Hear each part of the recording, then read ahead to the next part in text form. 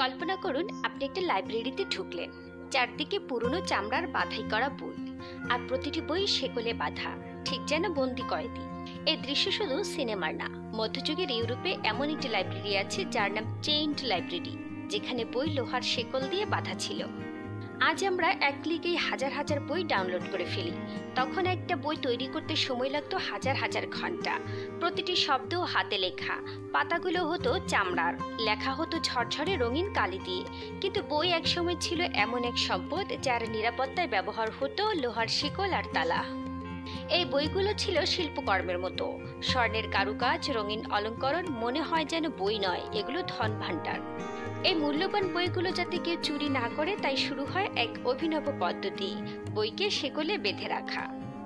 প্রতিটি বই ছিল একটা লোহার শেকলে বাঁধা, আর সেই শেকল যুক্ত থাকতো শেলফে লাগানো ধাতব রডে।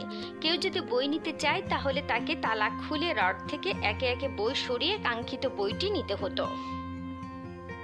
শেকলগুলো ঠিক এতটাই লম্বা হতো যেন বই নামিয়ে পাশে দাঁড়িয়ে পড়া যায়, কিন্তু দূরে নিয়ে গিয়ে বসে পড়া সম্ভব হতো না, যাতে করে শেকল পেঁচিয়ে না যায়।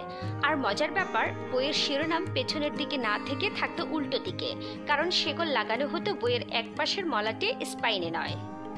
আজও টিকে আছে এমন লাইব্রেরি, যেমন ইংল্যান্ডের হিয়ারফোর্ড ক্যাথেড্রাল লাইব্রেরি, 400 বছর আগের লাইব্রেরি, যেখানে আজও রয়েছে 1500-এরও বেশি শিকলবদ্ধ বই।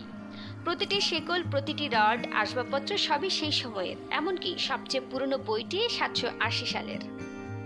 নেদারল্যান্ডসে আছে এরকম লাইব্রেরি, লিব্রিজে চেইনড লাইব্রেরি, তবে এখানে বইগুলো শেলফে নয়, সরাসরি টেবিলে শেকল দিয়ে বাঁধা। আর ইতালির ম্যালাটেস্টিয়ানা লাইব্রেরিও এখন টিকে আছে, শেকলবদ্ধ বইয়ের ইতিহাসকে ধারণ করে।